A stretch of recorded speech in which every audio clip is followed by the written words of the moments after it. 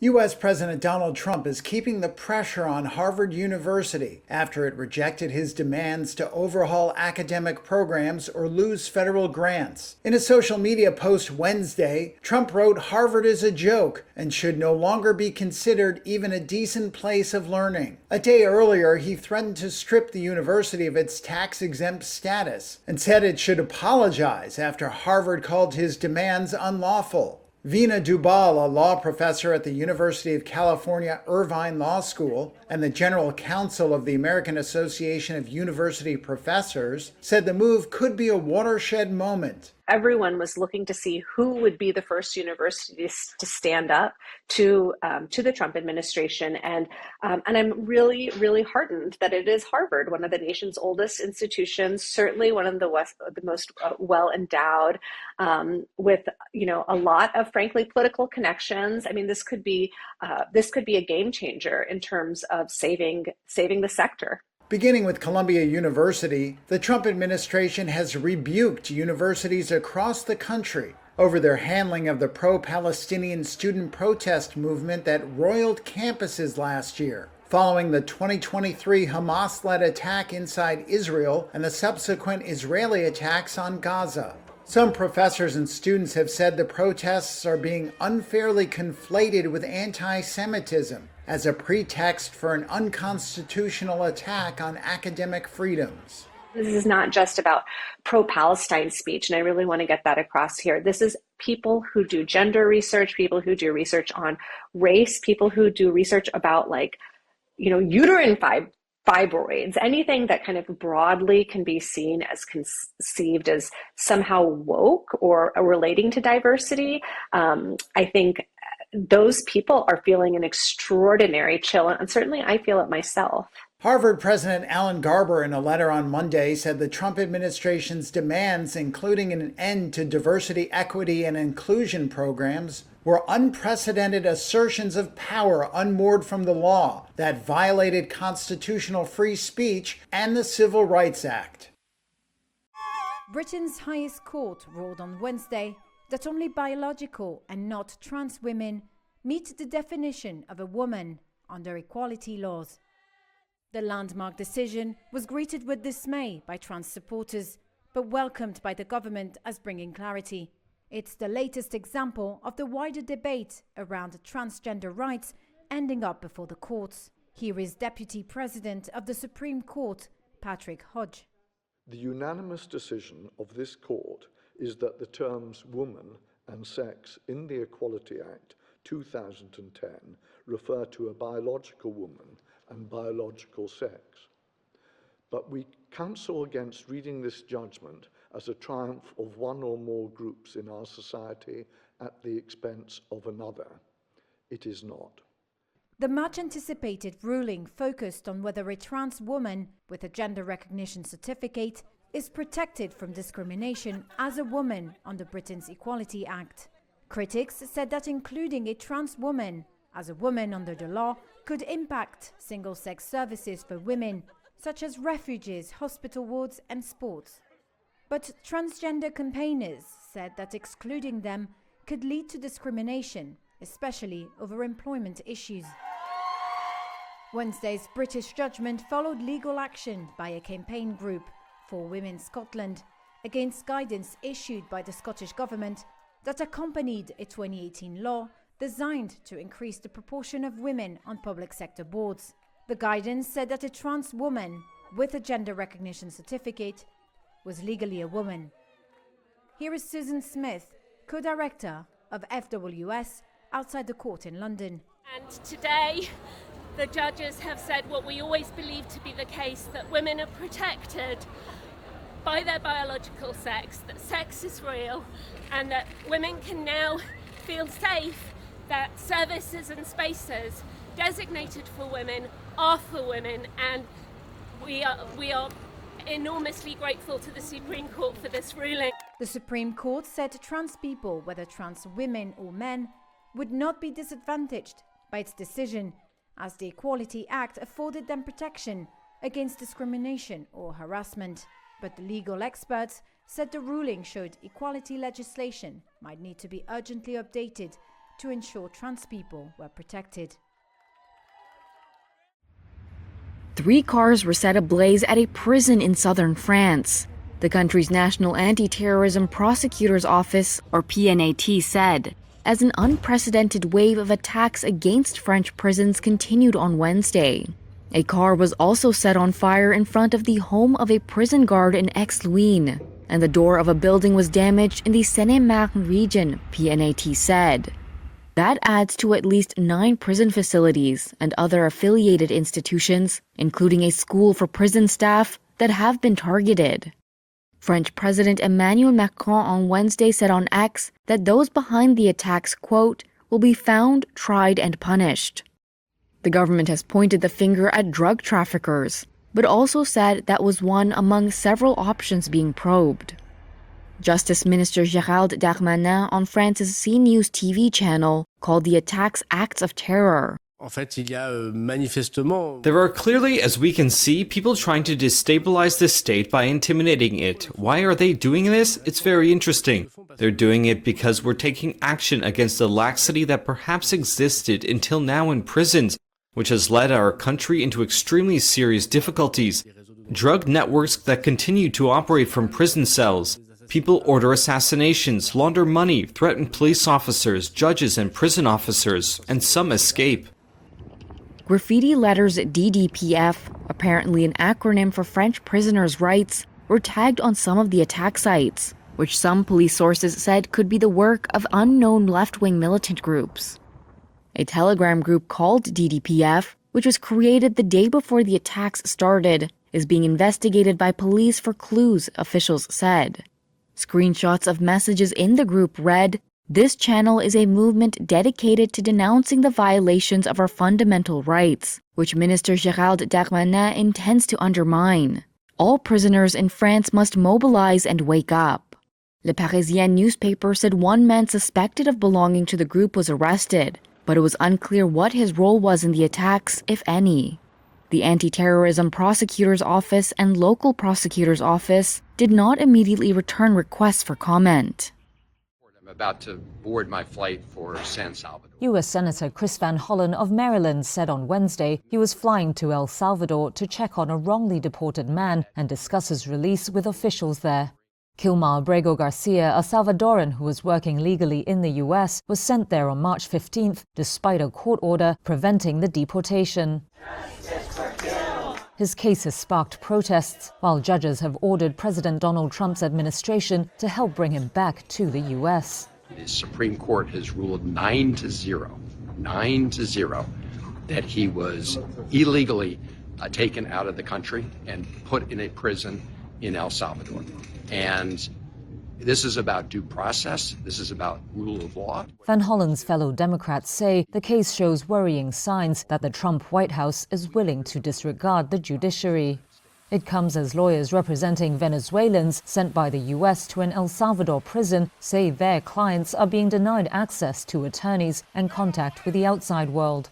A deal struck between Trump and the Salvadoran government in March saw hundreds of Venezuelans sent to Latin America's largest prison, the Terrorism Confinement Center, in an immigration crackdown. The lawyers say they have not been able to visit, speak to, or find out the whereabouts and conditions of their clients.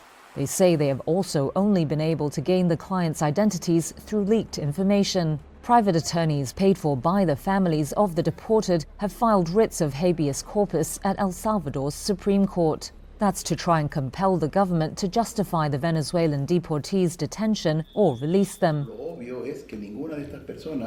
Jaime Ortega, whose law firm is representing dozens of them, told Reuters he has received no response to any of those petitions.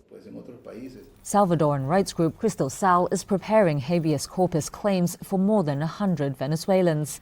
But director Noah Bullock is not optimistic, saying his group previously filed over 7,200 claims for local Salvadorans. And less than 1% of those claims have been resolved by the court. So in the case of the Venezuelans deported to El Salvador, we don't have much confidence that the courts will be able to show independence and provide judicial relief to those people. Salvadoran President Nayib Bukele, who visited the White House on Monday, has overseen the removal of his country's Attorney General and all 5 Supreme Court judges who were replaced by loyalists. El Salvador's presidency did not immediately respond to requests for comment. In the face of a trade war with the U.S. and President Donald Trump's jibes about making the country the 51st state, Canadians are heading to the polls with their elbows up, a reference to being ready for a hockey fight. The April 28th election has become a showdown between Prime Minister and Liberal leader Mark Carney. President Trump claims that Canada isn't a real country. And Conservative Party leader Pierre Poilievre. Stand up and say, we are not Americans, we are Canadians! Just 2 months into his political career, Carney, the 2-time central banker, has changed his party's fortunes. In January, the Liberals, led by then Prime Minister Justin Trudeau, trailed the main opposition Conservative Party by 24 points. Since then, Trudeau resigned, and Trump stepped back into the White House. The Liberals rebounded and, as of April 15th, had a 6-point lead over Poilievre's Conservatives in polls aggregated by the Canadian Broadcasting Corporation. Carney's also been helped by other factors. The tariff crisis has given him more visibility as Prime Minister, and support for the left-leaning New Democratic Party is cratering. This is not an ordinary election. This is a Canadian election in the shadow of Donald Trump's United States. Anna Mailer-Paperny is a Reuters reporter in Toronto. All of a sudden, having a boring banker in charge puts you at an advantage. What strategists have told us is that they have not attempted to dress up Carney or make him seem more charismatic than he comes across as naturally. They're leaning into his brand of bland competence in the hopes that this will give Canadians a sense of reassurance and win their support. With Carney rising in the polls, some conservative strategists have called out Poilievre's campaign for failing to take on Trump. Poilievre has said on the campaign trail that Trump's threats are real and serious, and that his plans for Canada go beyond the U.S. president.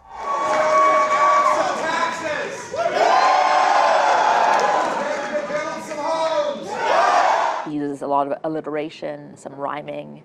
He uses some name calling, although he's cut that back a little bit. He talks about wokeism and being anti-woke. All of these things, in some people's eyes, make him look just a little bit too close to Donald Trump for comfort. Neither the Liberal Party nor Poilievre's campaign responded to an interview request. While things could still change, Carney's Liberal Party is projected to win a majority in Parliament. With crystal clear waters and flat white sands, Ras Hankarab Beach is home to one of Egypt's last untouched marine ecosystems. However, this pristine beach in the Red Sea has now been closed off for development. And according to the original plans, that would include dozens of accommodation huts, a restaurant and a farm. Images obtained by Reuters showed the start of construction work at the beach. Conservationists warn a fragile ecosystem supporting turtles and coral reefs is under threat. Here is Asma Ali, Executive Director of conservation group Ecoris. This area is important because it is globally ranked as one of the most important spots of biodiversity, including nearly extinct species, including marine ones. It has one of the most precious coral reefs located at the reserve's beach. It also has sea turtles at risk of extinction. It has mangrove trees. It has a wide range of biodiversity. And it is considered a valued destination where many people seek out from around the globe. Ras Hankarab is the jewel of Egypt's Wadi El Gamal National Park.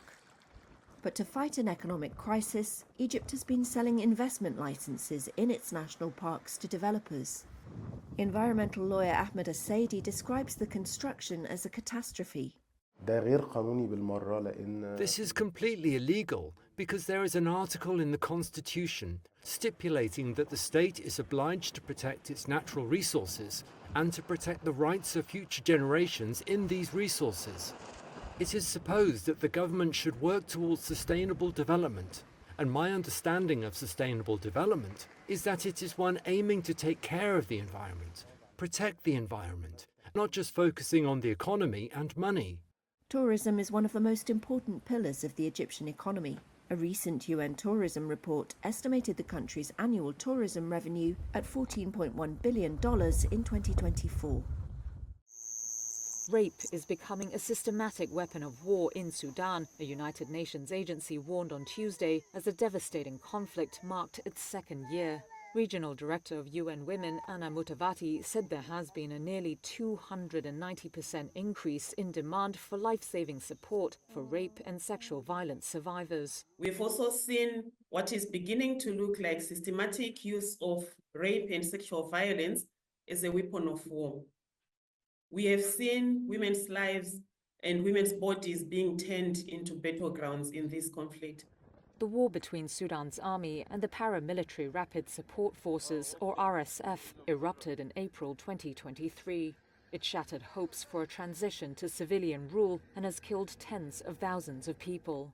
It has also displaced millions and destroyed large parts of the country. Mutavati did not say which of the warring parties was responsible for the sexual violence, but she said this was the tip of the iceberg, since not every survivor is coming forward due to fear of victim blaming. Tuesday's warning came as Britain and the European Union promised to boost aid to Sudan at a conference in London aimed at improving the coordination of the international response to the crisis. British Foreign Secretary David Lammy urged the global community not to resign ourselves to inevitable conflict. We have got to persuade the warring parties to protect civilians, to let aid in and across the country, and to put peace first. The EU and member states pledged some $592 million in aid for Sudan, while Britain announced an extra $158 million to address the crisis, which includes a growing famine. Missing from the talks was Sudan, although the African Union was a co-host. Sudan's foreign minister has complained to Lammy about his country's exclusion. He also criticized the presence of the United Arab Emirates and Kenya after Sudan accused them of having dealings with the RSF.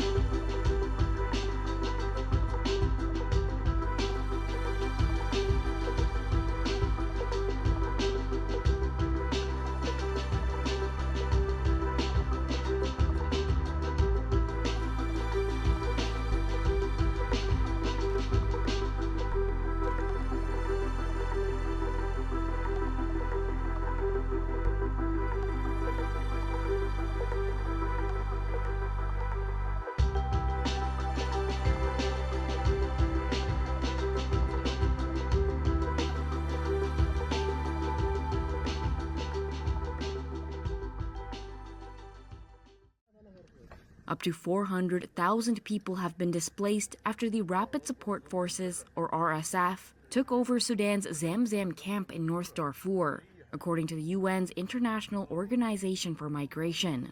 The RSF seized control of the camp on Sunday after a 4-day assault that government and aid groups said left hundreds dead or wounded. Video released on Sunday on social media showed members of the RSF driving through the camp, with thick smoke and fires burning in the distance. The United Nations said on Monday that preliminary figures show more than 300 civilians were killed in fighting on Friday and Saturday around the Zamzam and Abu Shuk displacement camps and the neighboring town of Al-Fashir. The death toll includes 10 humanitarian personnel from Relief International, who were killed while operating one of the last functioning health centers in Zamzam, said a UN spokesperson. Satellite imagery taken before and after the RSF's reported takeover showed burning buildings and smoke in Zamzam. Rights groups have long warned of possible atrocities should the RSF succeed in its months-long siege of the famine-stricken camp. The RSF has dismissed such allegations and says the camp was being used as a base for army-aligned groups. The war in Sudan erupted in April 2023, sparked by a power struggle between the army and the RSF. The conflict has since displaced millions and devastated wide swaths of the country, spreading famine in several locations. Bring Kilmar home! Bring Kilmar home! A crowd of protesters gathered outside a Maryland courthouse Tuesday during a hearing for a man who was illegally deported to El Salvador. Kilmar Abrego Garcia was sent away by the Trump administration on March 15th, despite an order protecting him from removal. His wife, Jennifer Vasquez Sura, again pleaded for her husband's safe return. I find myself pleading with the Trump administration and the Bukele administration to stop playing political games with the life of Kilmar. Our family is torn apart during this scary time, and our children miss their dad so much. Despite the challenges we continue to face with the U.S. and the Salvadorian government, I hope that the strength of faith and the resilience within us will keep us standing. The judge on Tuesday said there was no evidence the Trump administration had tried to secure the return of Abrego Garcia, but added that she would not hold the government in contempt of court for now. Lawyer Reena Gandhi spoke to reporters outside the courthouse. Today, the court moved our case forward one step. Even though today we don't have a order of contempt or anything that some in the press have been calling for, this is still a win and this is still progress in the case. During a meeting with President Donald Trump at the White House on Monday, El Salvador President Nayib Bukele told reporters he did not have the power to return Abrego Garcia to the U.S. The question is preposterous. How can I smuggle a terrorist into the United States? Justice for Kilmar! The case is one of several that have sparked concerns among Democrats and some legal analysts that Trump's administration is willing to disregard the judiciary, an independent and equal branch of government. Meanwhile, the Trump administration has accused the judiciary of overstepping and interfering with the executive branch's ability to conduct foreign policy.